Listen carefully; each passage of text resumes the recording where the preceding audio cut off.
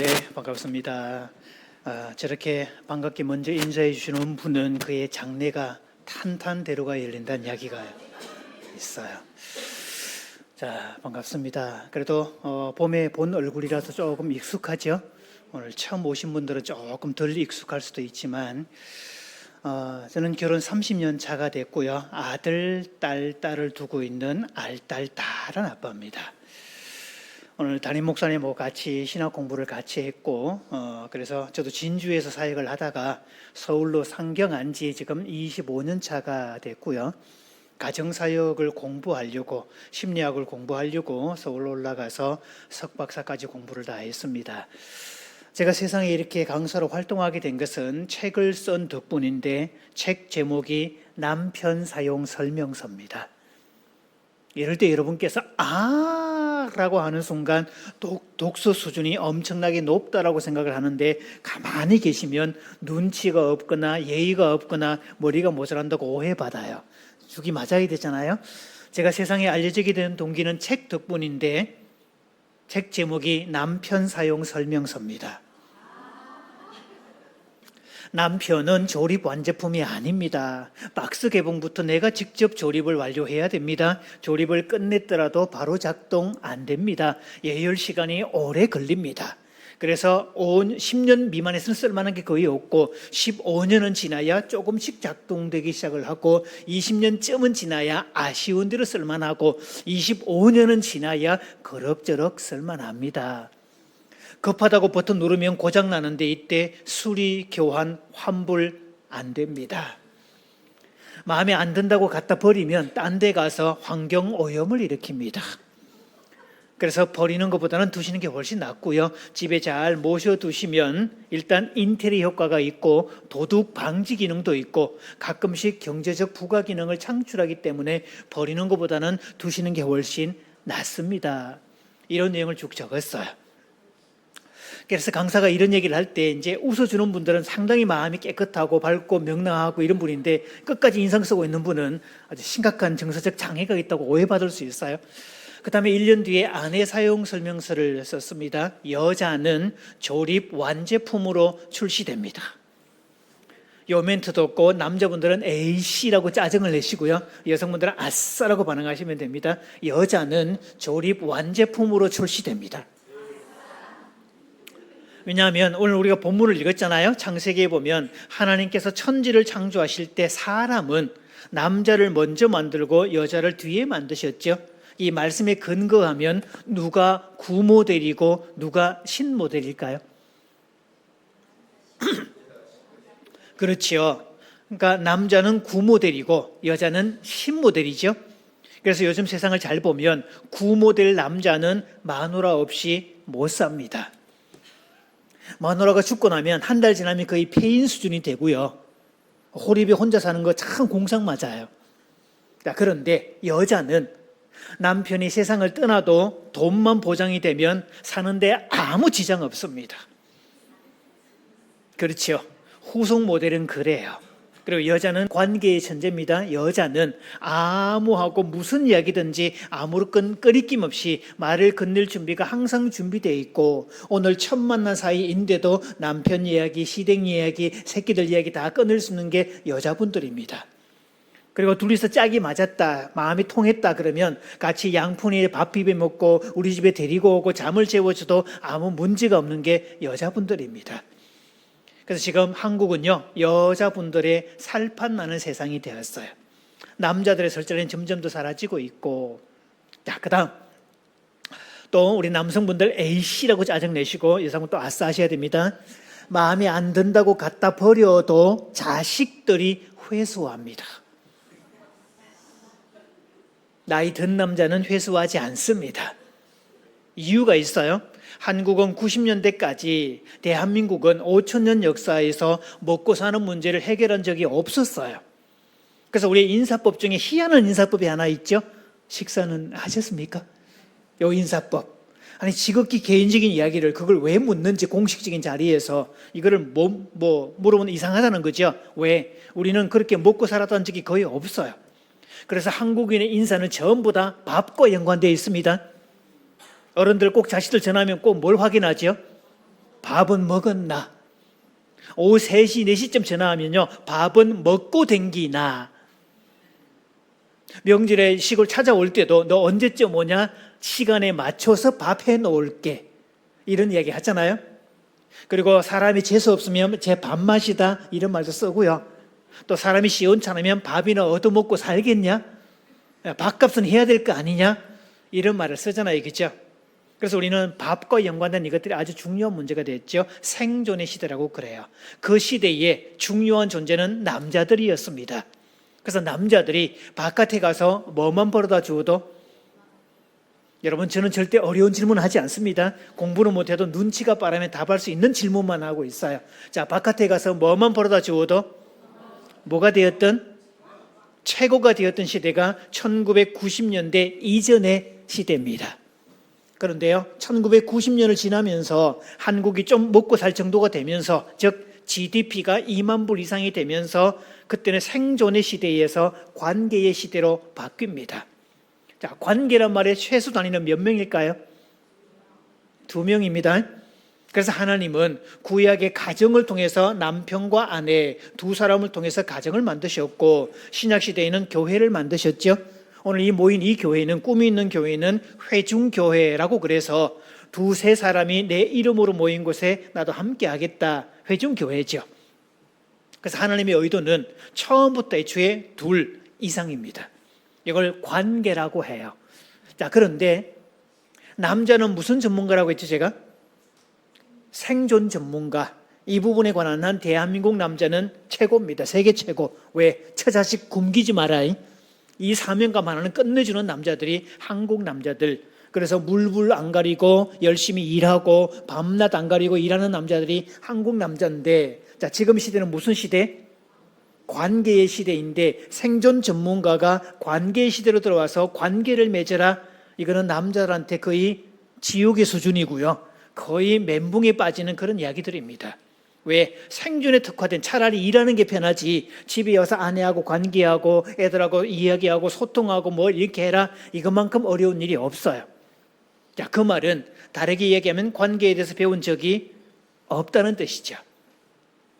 관계를 만들려면 첫째 밥을 사야 되고, 두 번째 표현을 해야 되는데, 제가 지난번에 와서 일러준 게 있거든요. 표현법 하나. 자, 옆 사람 얼굴을 딱 쳐다보면서 이렇게 인사합니다. 그대의 얼굴을 바라보니 밥맛이 절로 납니다. 인사해 줍니다. 시작.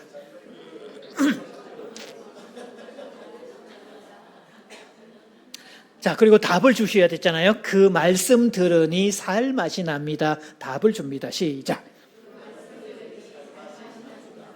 이렇게 표현을 해야 돼요.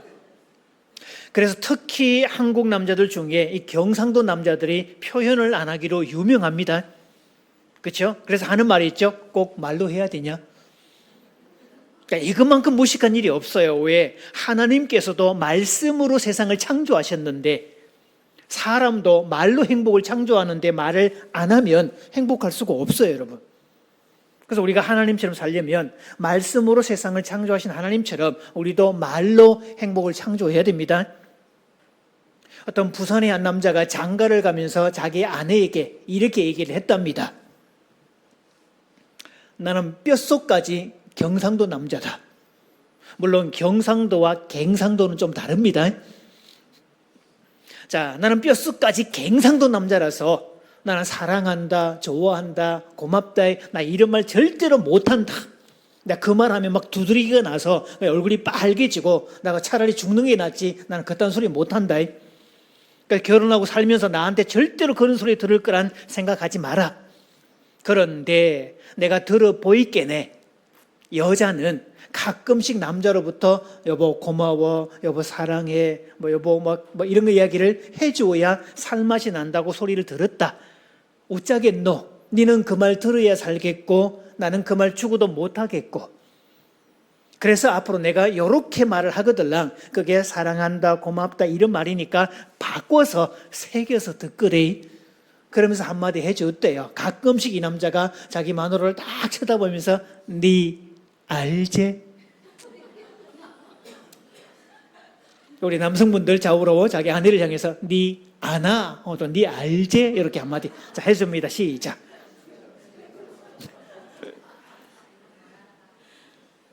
자, 그런 부분에서 지금은 관계의 시대로 바뀌었다는 것을 알아야 돼요. 그 다음, 저는 이제 자녀 교육 관련해서 지금 전문가로 알고 있는데요. 한국에 들어와 있는 자녀 교육 내용은 전부 다 영유아 중심뿐입니다. 지금 한국 사회는 아이들을 너무 과잉 존중을 한 나머지 애들이 상전이 되어버렸고 부모는 천한 것들로 전락돼 버렸습니다. 이게 너무 심해졌어요.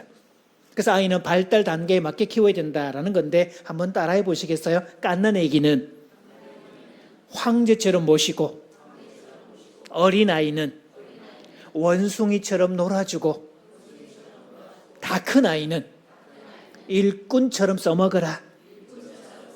제일 마음에 드는 데가 어디예요? 당연한 얘기 아닌가요? 그래서 갓난 아기 때는 엄마의 젖가슴으로 표현되는, 그래서 안아주는 환경, 공급해주고 지원해주고 싸매주고 밥해주고 챙겨주고 이런 것들 다 엄마의 역할들입니다. 그래서 부모의 사랑을 얘기하면 엄마의 사랑을 떠올리고 괜히 눈물 나오고 찡한 이유가 바로 이런 사랑 덕분이죠. 이거를 1차 탄생이라고 그래요. 근데 2차 탄생은 부모를 능가하는 주체가 되어서 나보다 위대한 자식을 세상으로 파송하는 것, 이게 부모의 2차 탄생이고 아버지의 역할입니다. 그래서 부모는 엄마를 통한 1차 탄생, 아버지를 통한 2차 탄생까지 가야 부모 역할을 다 하는 거죠. 그래서 부모가 들을 수 있는 가장 행복한 말 중에 하나가 나보다 위대한 자식입니다. 맞죠? 제가 2013년도에 아침마당 목요 특강에 이제 TV에 출연을 냈을 때 우리 시골 동네에서 경상남도 함양군 아니면 신안리 373번지 아닙니까? 원래 고향이. 우리 시골 동네에서 마을회관 공동시청을 했대요. 누구 집 막내 아들 텔레비전 나온다고. 막 이장이 며칠 전부터 광고를 하고 그래가지고 마을회관에 모여가지고 공동시청을 했는데 얼마나 동네 사람들이 막 놀랬겠어요? 저는 동네에서 말을 안 하는 애였어요. 조용한 아이, 말이 없는 아이. 그래서 친척들이 저희 집에 놀러 오면 저한테 하는 말 중에 하나가 야야이 니도 말 좀 해봐래. 말을 안 하니까. 그랬던 아이가 전국을 다니는 강사가 되었다더라. 저희 동네 저희 집안에 7대 불가사의 중에 들어갑니다. 그러니 동네 사람들이 아이고 자가 세상에 저 말았던 애가 저렇게 말을 잘했더냐, 저렇게 유창했더냐, 저렇게 강사가 유명했구나 막 놀래고 다 그랬다는 이야기죠. 자, 그래서 그 방송이 나오고 난 다음에 설명절이었는데 제가 이제 그 다음 시골 내려가잖아요. 그래서 어머니 언제쯤 도착합니다라고 전화를 미리 드리니까 그 시간에 맞춰서 미리 나와 동구 밖에서 막 기다리고 계시는데, 그래서 어머니 자기가 차에서 내리자마자 어머니가 막 쭉 달려오시더니 저를 그냥 덥석 안으시더니 하시는 말씀이 있죠. 아이고 야야이 네가 우째서 내 배에서 나왔더노. 막 그러면서 행복해 하시는 거 있죠. 그러면서 또 우리 아버지는요, 야 막내야 네가 가자. 엄니 뭐 사러 가는데 형제가 4명이나 있는데 다 차 있고 다 있는데 왜 꼭 제가 가야 됩니까? 잠만 말까 따라와라. 그러면서 막 그 시골 그 시장을 막 다니다가 지인들 만나는 순간 뭐라고 하죠? 야가 그 텔레비전 나오면 가라고 막 그 자랑하고 싶어가지고. 그래서 나보다 위대한 자식은 부모의 행복이죠. 이런 일들을 주로 하고 있습니다. 그러니까 저는 지금 일반 목회는 하지 않고, 저는 그래서 매주일마다 강단을 지키면서 찐득하게 묵상하는 우리 김 목사님 같은 분을 보면 저는 정말 존경합니다. 저는 어른 돼서 깨달았어요. 저는 태생이 싸댕기는 직업이라는 것을. 사람은 조용하고 말이 없는데 그 근본 속에는 보면 정말 댕기고 이럴 때 집안에 갇혀 있으면 저는 숨 막힙니다. 그리고 집에 조용히 앉아 있으면 막 우울증 생깁니다. 그런데 막 싸댕기잖아요. 그럼 막 행복해집니다. 이번에는 지난주, 그러니까 이번 좀 화요일 날 집을 나와서 이번 이게 집회 마치고 목요일 날 들어갑니다. 그래서 저희 집 애들은요, 또 짐 싸냐 그럽니다. 항상 엄마가 집 나갈 준비한다고. 그럴 정도. 저는 그래서 교회와 일반 단체, 학교, 교사 연수, 기업체들, 부부 관련, 심리학 관련 특강들을 하고 있는 그런 일을 하고 있고요. 가정사역과 상담을 전문적으로 하고 있습니다. 아무리 그래도 고개는 끄덕끄덕 해주시면,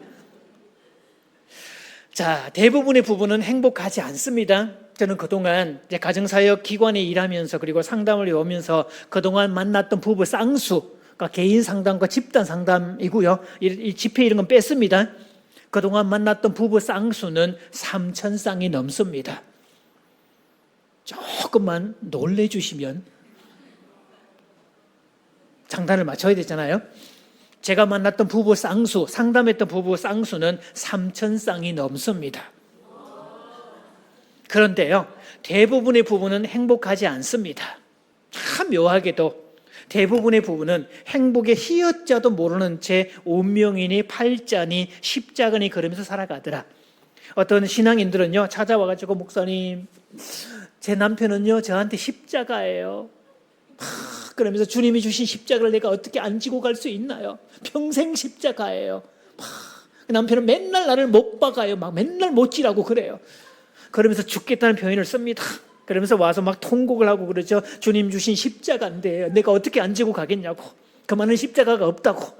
그러면서 막 호소하고 있으면 제가 그럽니다. 성경을 똑바로 보시라고. 자, 신약 성경에 예수님께서 십자가를 지고 달리셨잖아요. 그죠? 십자가가 최종 목적이었나요? 십자가 다음에 뭐가 있죠? 부활이 있지. 그래서 부활을 하려면 십자가를 거쳐야 부활이 되지. 성경을 똑바로 보시라고. 그래서 주님의 목적은 부활이 목적이지 십자가가 목적이 아닙니다. 십자가는 과정이지. 그래서 당신의 남편이 십자가라면 그 뒤에 부활의 과정이 있을 거니까 부활이란 기존의 질서에서 완전히 죽고 새롭게 태어나야 된다. 그래서 새롭게 배우고 익히고 이렇게 하자. 그래서 당신의 남편은 바꿀 대상이 아니라 다룰 대상입니다. 몇 가지 팁을 주고 이렇게 하라고. 그러면서 이 여자분이요 혼자 와서 상담을 받았는데 상담을 계속 할 때마다 목사님 신기해요. 목사님이 일러주신 대로 했더니 씨가 맥히는 거 있죠. 신기해요. 제가 할 때는 절대로 안 바뀌던데 어떻게 일러주신 대로 이렇게 바뀌는지. 그리고 이걸 하면 할수록 남자가 단순하다는 것을 알게 됐어요.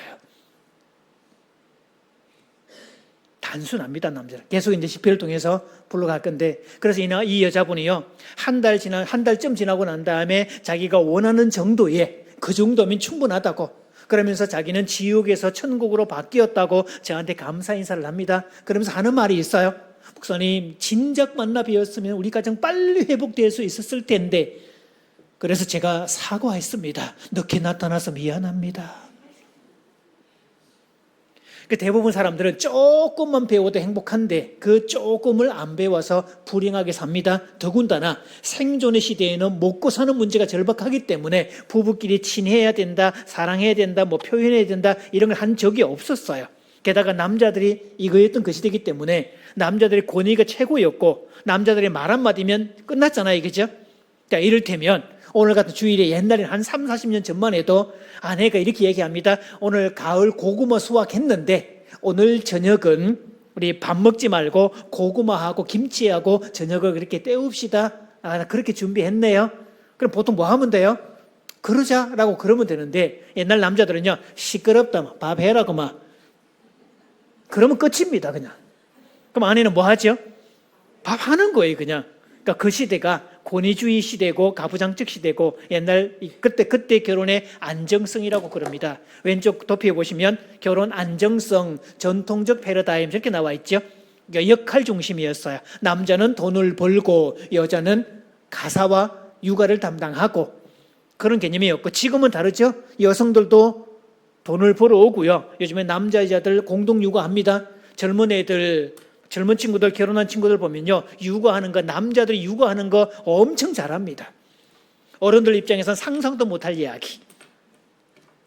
그래서 남매를 두었는데요. 딸네 집에 갔더니 사위가 얼마나 자상하고 친절한지 세상에 사위 집에 갔더니 사위가 앞치마를 싹 두르더니 장모님은요. 지금 제 아내하고 따님하고 이 얘기 나누고 계시라고. 그러면서 자기는 다 거실에다 모셔놓고 막 과일도 깎아주고 차도 갖다 주면서 그 시간에 이 사위가 주방에 가서 지가 막 똑똑똑 하는데 음식도 탁탁 만들어내고 식사 준비 다 됐다고 막 불러오고 세상에 남자가 주방에 들어가는 것도 놀라운데 음식을 탁탁 만들어내는 것도 기가 막히다 하고 딸내미 시집 잘 보냈다고 막 그렇게 기뻐하고 행복해하고 막 딸 보고 그렇게 감사 헌금까지 막 냈는데 한 달 뒤에 아들내미 집에 갔더니 쌍놈의 새끼가 지가 앞치마를 둘러매고 마누라 보고 아무것도 안 하게 그러고 지가 밥을 다 하고 자빠졌고 막 설거지도 지가 다 하고 성질나서 죽는 줄 알았다고.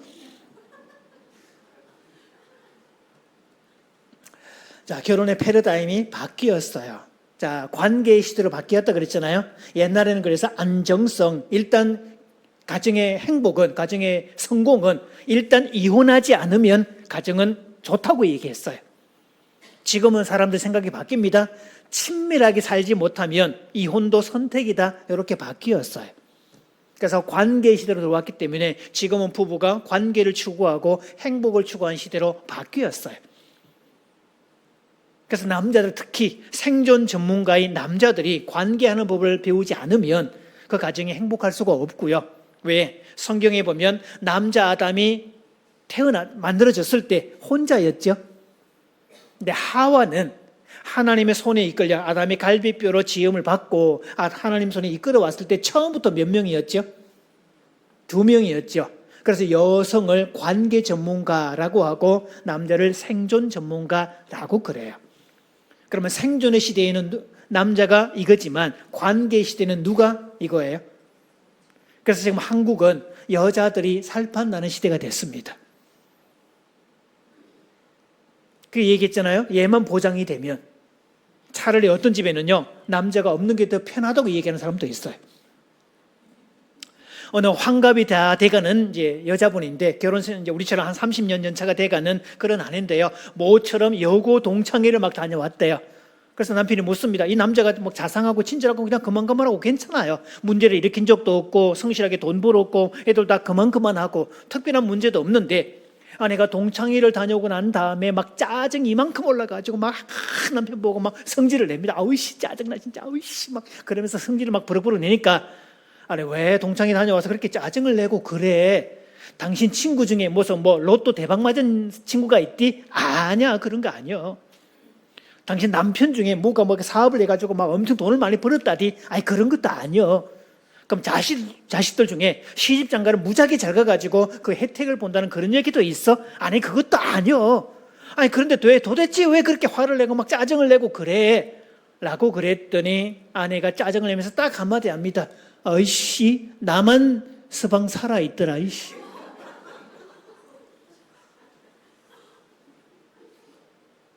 이유가 있어요, 여러분. 관계 시대는, 관계가 몇 명이라 그랬죠? 2개. 관계를 만들려면 촉이 맞아야 돼요. 특히 한국 사람들은 관계를 잘 맺으려면 맞장구의 달인이 돼야 됩니다. 맞장구를 쳐야 관계를 맺지, 맞장구를 안 치면요, 관계 없어요. 보세요, 여러분. 이런 게 얘기할 때 역시 가을에는 국화가 최고야 라고 뭐라고 해야 돼요?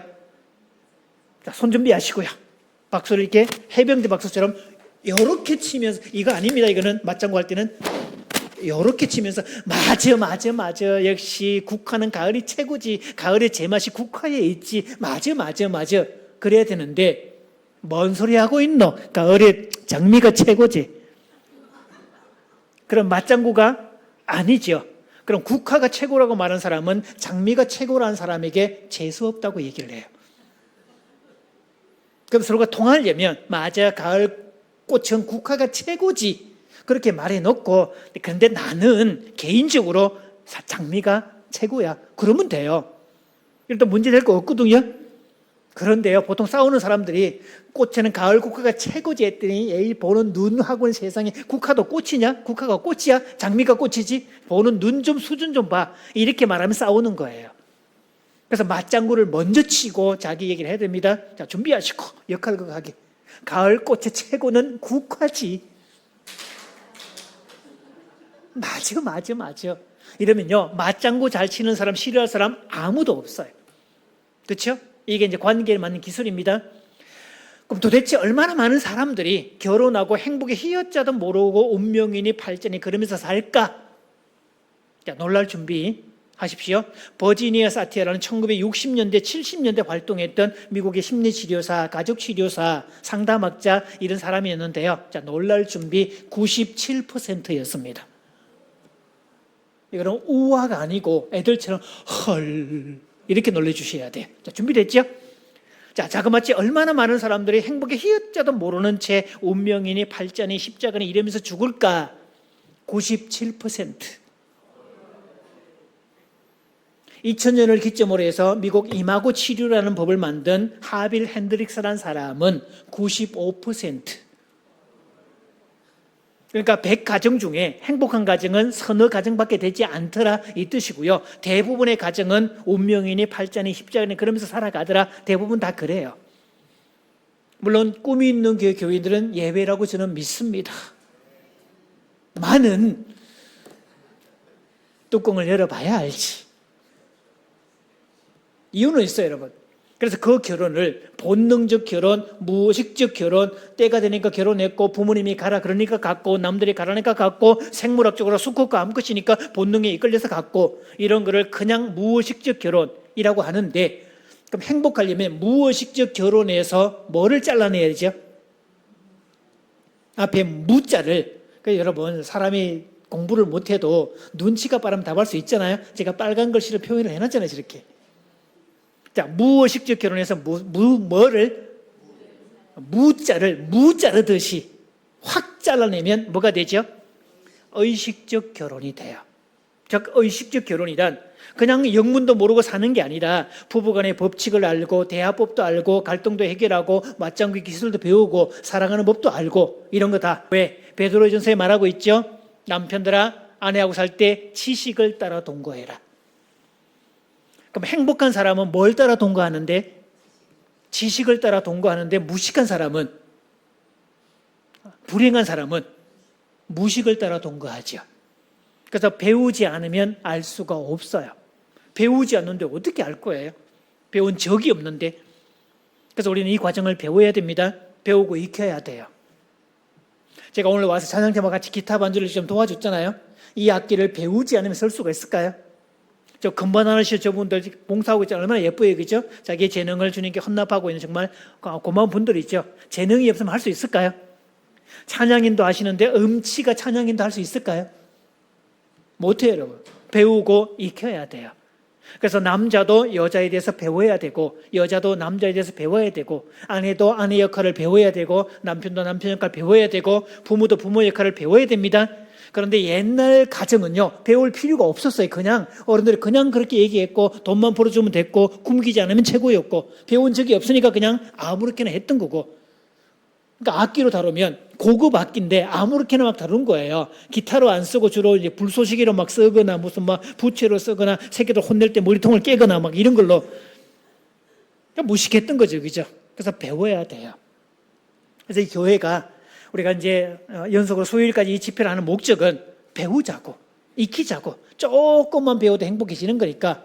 그래서 이 지역에서 다른 교회는 하지 않는데 이 교회만 하는 것은 목사님의 센스가 탁월하기 때문에 이걸 하는 거지 아무 교회는 하지 않는다는 거예요. 이럴 때는 아싸라고 해주셔야죠. 그렇죠? 배워야 되죠? 그래서 무의식적 결혼을 잘라내고 의식적 결혼으로 바꿔야 된다. 제가 얘기했잖아요. 남편은 아내에 대해서, 아내는 남편에 대해서, 남자는 여자에 대해서, 여자는 남자에 대해서 배워야 되는데 그래서 행복한 사람은 죽을 때까지 배우는 부부라고 했고 그래서 대한민국에서는 처녀와 총각이 만나서 결혼하면 둘의 관계를 법적으로 아예 배우자라고 부른다라고 했잖아요. 우리 서로 보면서 인사합니다. 열심히 배웁시다. 열심히 익힙시다. 조금만 배우면 된답니다. 그렇죠. 그 조금만 배우면 될 거를 조금을 안 배워서 평생을 불행하게 산다면 그래서 한국은 아마 미국이 97%또 95% 얘기했다면 오랫동안 유교 문화권에 남자가 이거였고 이런 시대에 한국은요 99% 보셔야 될 거예요. 자, 발표하겠습니다. 막 절망의 표정을 지으면서 아이고 어쩌면 좋을까 막 이렇게 한숨 준비하시고 한국입니다. 한국. 도대체 얼마나 많은 부부들이 행복의 희어자도 모르는 채 운명이니 팔자니 그러면서 죽을까? 99%입니다. 이럴 때 옆사람 보고 이렇게 인사해 줍니다. 그쪽도 예외가 아닐 수 있습니다.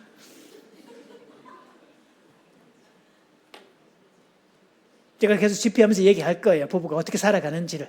그래서 대부분의 부부는 행복하지 않습니다. 배운 적이 없기 때문에 그래요. 물론 저도 개인적으로 그랬고요. 결혼 갓 하고 행복할 줄 알았는데 한 4, 5년 차 때까지 막 미치는 줄 알았어요. 아직. 그래서 내가 신학은 공부했지만 사람에 대한 공부를 한 적이 없으니 나는 남편으로서 아내에 대해서 여자에 대해서 모를 수 있다. 제가 아내한테 그 얘기 했거든요. 그래서 3년 동안 신대용 공부했으면 사람에 대한 공부도 3년 동안 해서 밸런스를 맞춰야지. 그래서 그 얘기하면서 공부를 시작을 했는데, 사람에 대한 공부를 하면 할수록 저는 남자로서 정상이었고 제 아내도 여자로서 정상이었다는 걸 알게 됐습니다. 그래서 자, 따라해 봅니다. 알면 정상이고 모르면 증상이다. 이 경상도의 발음을 잘해야 돼요. 이 증상이라는 표현 저도 사실 힘들었거든요. 이게 그나마 좀 낫죠? 연습을 많이 했으니까. 자, 알면 뭐라고요? 정상이고 지극히 정상이고 모르면 심각한 증상이에요. 그러니까 대부분의 부부는 몰라서 상대방이 문제라고 계속 그렇게 단죄하고 딱지 붙이고 공격하고 비난하고 이거 하다가 평생을 다 보냅니다. 뚜껑 열면 지극히 뭐라고요? 정상입니다. 또 옆 사람 보고 인사합니다. 알고 보면 저는 지극히 정상입니다.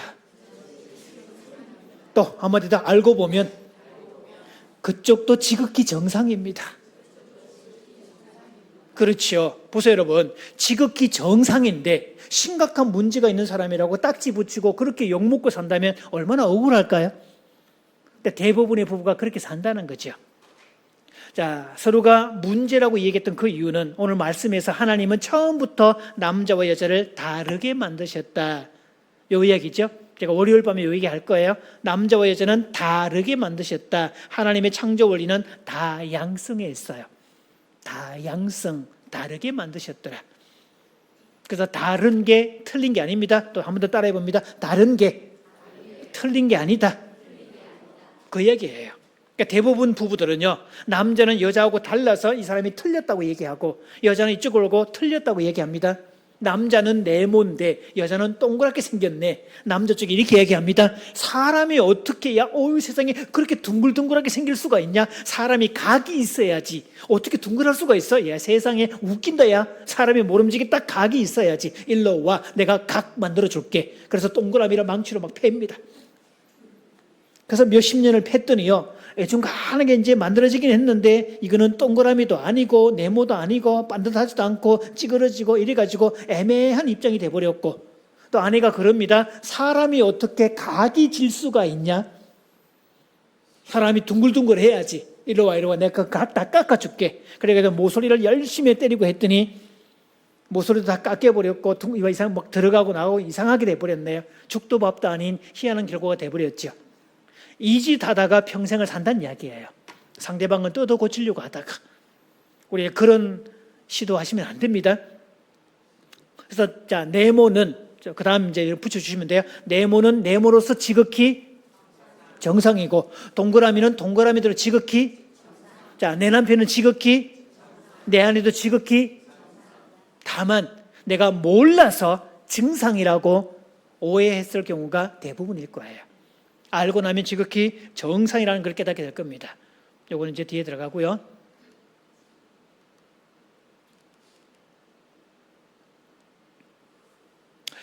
그래서 상대방을 뜯어 고치려고 하는데, 제가 결혼하고 상담을 하면서 수많은 부부들의 불행한 이유, 자, 지극히 정상인데 뭐라고요? 심각한 증상이라고, 문제라고. 그래서 네모가 동그라미가 이상하다고 뜯어 고치려고 하는 것처럼 대부분의 부부가 상대방을 뜯어 고치려고 시도합니다. 그래서 용어가 다릅니다. 행복한 부부는요, 서로 배우자를 지칭할 때, 저 사람요, 단 거 별로 안 좋아해요. 저 사람은요, 아주 얼큰한 국물을 되게 좋아해요. 이거는 건강한 부부고 되게 행복한 부부고요. 사이가 좋지 않은 부부는 사람이라 말 대신에 저 인간은요, 집에 일찍 안 들어와요. 저 인간은요, 성질이 되게 고약해요. 그래서 여러분, 배우자를 지칭할 때 저 사람이라고 말하면 이 부분은 그래도 원만한 부부구나 라고 보시면 되고, 배우자를 지칭할 때 저 인간이라고 말을 하면 사이가 좋지 않다고 판단하셔도 정확합니다. 갑자기 찔리는 분이 두 분 딱 계시네요, 보니까. 자, 그래서 평생 상대방을 뜯어 고치려고 하는 건데, 그 말의 뜻은 나는 오케이, you are not okay. 나는 옳은데 너는 틀렸어. 이 관점에서 바꾸려고 하는 겁니다. 네모가 볼 때 네모가 정상이고 동그라미는 정상에 해당되는 거니까 이래서 계속 공격하는 거고, 동그라미는 뭐라고 얘기하죠? 동그라미가 정상이고 네모가 정상이지. 그래서 뜯어 고치려고 하는 거예요. 이 짓을 평생 합니다. 99%의 사람이 이렇게 살다가 죽습니다. 자, 그래서 그렇게 실패하면 세 가지 유형으로 딱 바뀌는데요. 자, 첫째 1번 어떻게 한다고요? 죽을 때까지 물어뜯거나 배우자 탓만 한다. 여러분이 같이 1번 읽습니다. 시작. 하여튼 나이가 들어도 악착같이 물어뜯는 사람들이 있어야지. 머리가 허연 부부끼리 와가지고 막 악착같이 물어뜯고 저 인간이 어떻고 저쩌고 막 그렇게 얘기하는 사람도 있고요. 아주 대단한 사람들 많습니다. 제가 70에 가까운 장로님, 권사님 부부를 상담을 했는데 이 아내가요. 여러분 혹시 그 파일집 중에 찬양집 파일 만들잖아요. 보통 이 정도잖아요, 그죠? 근데 파일집 중에 이만큼 되는 거 있죠. 100몇십 장 들어가는 거. 이거를 4권을 가지고 온 여자가 있었어요. 권사님이 있었어요. 그러면서 이게 뭐냐? 남편의 치부책입니다. 결혼할 때부터 시작해서 지금까지 남편이 잘못한 일들을 전부 다 깨알같이 기록을 다 하고 있는데, 놀라운 것은 기록을 했다는 것도 놀랍지만 그 모든 것을 기억을 다 하고 있다는 거. 그럼 저한테 얘기할 때 목사님 이 남자가 이랬는데요, 잠깐만요, 막 뒤적뒤적하면 거기를 딱 덜치워서 몇 줄 보여주듯이 딱 보여줍니다. 글자도 깨알만한 글씨로 돼 있고 거기다가 묘한 것은 성경에 주석 붙이듯이 포스트잇으로 주석까지 붙여놨어요. 그 좋은 머리를. 이게 1번입니다. 죽을 때까지 물어뜯고 싸웁니다. 주변에도 보면 많습니다. 어떤 집은요, 자식들이 상담비를 내고 우리 부모님 좀 상담해 주세요, 이런 집도 가끔 있어서 어르신들 모시고 오면 들어오면서부터 막 싸웁니다. 내가 있던데 왜 오냐? 그러면서 막 싸우고요. 똑바로 앉으라 어쩌라 막 그렇게 얘기하고, 심한 경우는 상담실인데 욕까지 하는 경우도 이게 피차가. 1번입니다. 다음 2번 읽어볼까요? 시작. 이런 경우도 많습니다. 주로 착한 사람들, 위에는 성질이 급하고 불같은 사람들, 막 꾸락꾸락한 사람들, 이런 사람들이 1번을 선택하고 2번은 다소 조용하고 순종적이고 부드럽고 마음이 여린 사람들이 이쪽을 선택을 하죠. 자, 첫째가 체념하기. 아까 주님이 주신 십자가인데요, 내 남편은 십자가에 얘기했던 그런 사람들. 두 번째, 체념하고 살죠. 어떡할 거야, 내가 내 발등 찍었지 그러면서 탈출구로 도피하는데요. 탈출구, 자녀에게 올인하거나 일로 빠지거나 종교에 빠지거나 친구들에게 빠지거나 취미에 빠지거나 집에 있지 않고 계속 바깥으로 놔두는 거, 이걸 두 번째 현상. 그래서 부부가 친밀하지 않아요. 그다음 세 번째 읽어볼까요?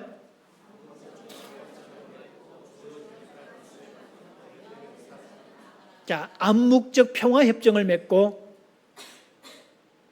그냥 되면 정도 없어요. 친밀하지도 않아요.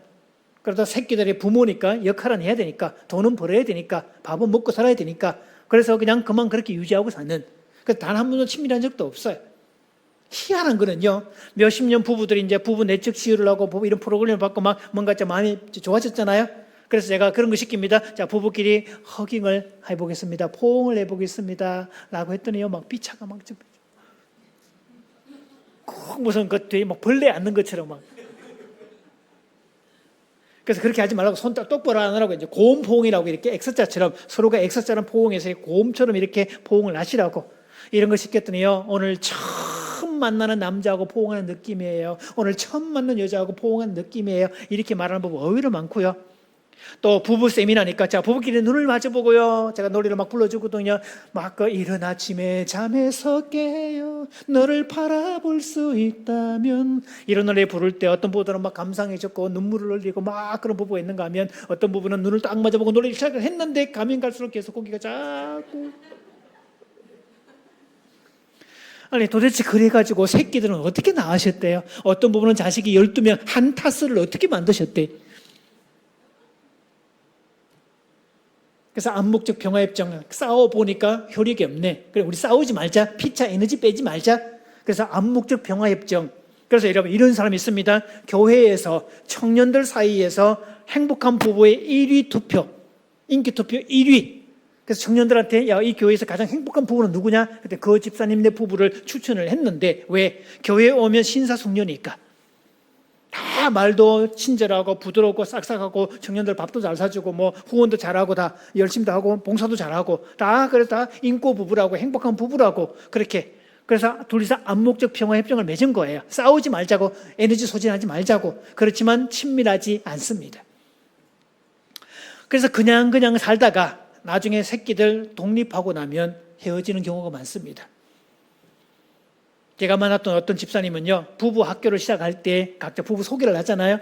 그 여자분은 맨날 주제가를 불렀어요. 나의 소원은 이혼, 꿈에도 소원은 이혼, 막내 대학 가면 이혼을 하리라. 이게 주제가였대요. 그래서 맨날 이놈의 남편하고 못 산다지, 이런 남편하고 내가 어떻게 사냐, 도저히 못 살겠다 그러면서 맨날 주제가처럼 출근할 때마다 막 개천을 건널 때마다 나의 이혼, 나의 뭐 소원은 이혼, 그 노래 부르고 막 이렇게 댕겼던 인생 주제가였대야지. 그러면서 이제 부부 학교를 하면서 남편에 대해서 남자의 특성, 여자의 특성, 관계 특성, 그 사람의 특질 이런 걸 하나하나 배워가면서 아까 얘기했죠? 모르면 뭔데? 증상인데 알면 정상이라는 걸 알게 됐다. 그러면서 하나하나 이제 남편의 저 문제가 내가 심각하다고 했던 그게 지극히 정상이었구나. 그리고 어린 시절을 탐사를 하면서 저 사람이 왜 저럴 수밖에 없는지를 조금씩 이해를 하니까 마음이 좀 누그러지죠. 그러면서 조금씩 바꿔가는 그런 분이 있었어야지. 대부분의 부부가 그렇게 산다는 것, 그 세 가지 경우로. 그래서 우리가 얼마나 모르는지를 알아야 돼요. 그럼 제가 얘기했죠. 결혼이란 악기를 다루는 것과 똑같다. 제가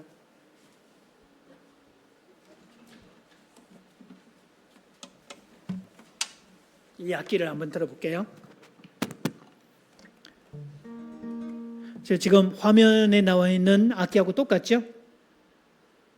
가격 보시면 무지하게 비싸죠?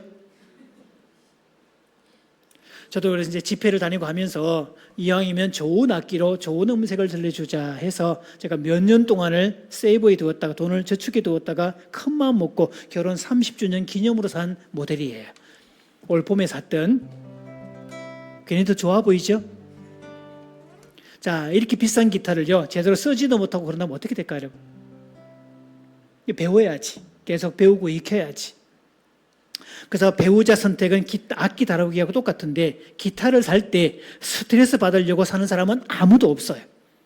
뭔가 그래서 플러스 알파가 되고, 그죠? 교회 도움이 되고, 찬양할 때 뭐 세션도 보태고, 뭔가 플러스 알파가 되기 위해서 내 삶에 플러스가 되기를 위해서 기타를 배우지. 그렇죠? 그러니까 저는 중학교 때부터 기타를 배워서 지금도 열심히 활용하고 있잖아요. 잘 배워야 되는데 올해 제가 8월 달에 선교사 세미나를 다녀왔습니다. 수영로 교회에서 주관하는 아시아 지역 선교사 세미나. 48쌍이 참석을 했어요. 수영로 교회가 모든 경비를 다 제공해주고 강사들을 초빙해서 저렇게 세미나를 진행해주는. 그래서 이 선교사님들이요, 보통 이런 이제 대회나 뭐 그런 게 많대요. 이렇게 도움이 되는 그런 건 처음이었다. 왜요? 사실은 목회자 가정이나 선교사 가정의 부부를 달아주는 프로그램은 거의 없어요. 그러니까 저희는 꼭 그런 데 가서 이제 강의도 해주고 이런 걸 하나하나 깨달아가는 과정인데 그 중에 하나가 동요를 불러주는 시간입니다. 그러니까 섬지박이를 쭉 불러주었잖아요. 그랬더니요, 여자 선교사님들은 전부 다 울었고 남자 선교사님들도 3분의 1은 전부 다 눈물이 막 다 흐르고 있고. 왜요? 정서적 탈진에 있잖아요, 여러분. 사역을 하느라고 올인하느라고 기도하고 찬송하고 신방하고 막 사역에 하느라고 다 진이 빠져 있는데 마음적으로 여유가 없잖아요. 사람이 배가 고프면 짜증나듯이, 이렇게 신체적으로도 배가 고프면 짜증나듯이 정서적으로도 배가 고프면 짜증나고 영적으로도 배가 고프면 짜증나게 돼 있어요.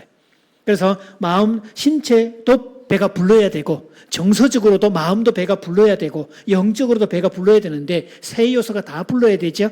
근데 선교사님들은 정서적으로 마음이 탈진된 상태예요. 배가 고픈 상태. 그래서 이제 기타를, 특별히 클래식 기타를 가지고 가는 이유도 그래서 노래 연주도 듣고 하라고. 그러니까 제가 처음에 1절은 쭉 연주로 들려주고 2절은 가사를 불러주는데요. 다들 그렇게 행복해하고 기타 소리만으로도 힐링이 되었다, 행복했다, 그런 소리 많이 듣습니다. 제가 시작할 때 처음은 여러분이 허밍으로 해주시고요. 두 번째 노래 같이 불러보자고요. 가사도 있으니까.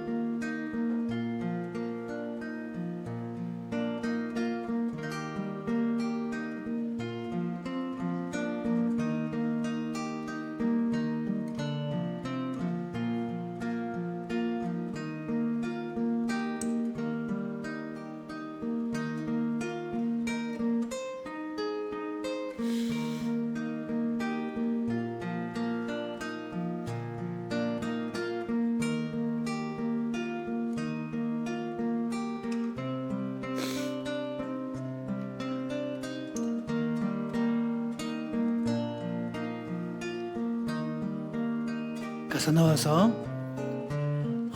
엄마가 섬그늘에 굴 따러 가면 아기는 혼자 남아 집을 보다가 바다가 들려주는 차장 노래에 800오 스르르르 잠이 듭니다. 2절입니다. 아기는 잠을 보니 아기는 잠을 보니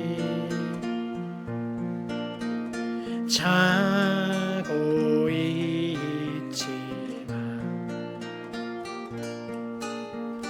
갈매기 울음소리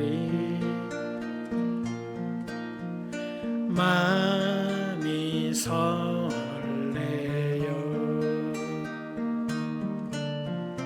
다 못 찬 굴바구니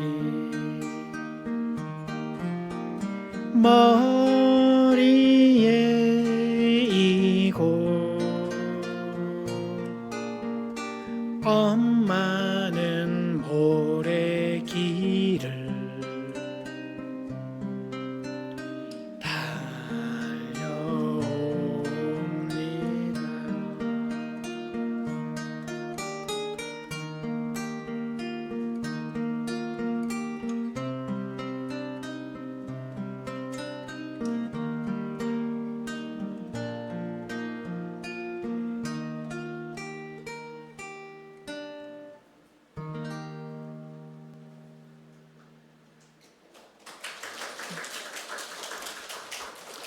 저는 그래서 목회자 세미나를 가거나 선교사 세미나 갈 때 기타를 꼭 챙겨서 갑니다. 왜?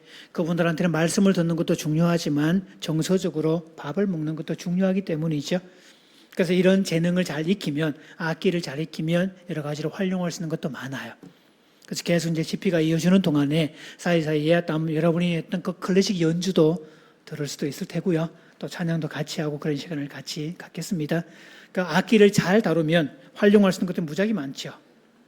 자, 이 친구는 이제 정성아 군이라고 유치원 정도일 때부터 기타를 해서 유튜브에 올렸는데 이 친구 조회수가 1억 뷰가 넘어가는 그런 게 많습니다.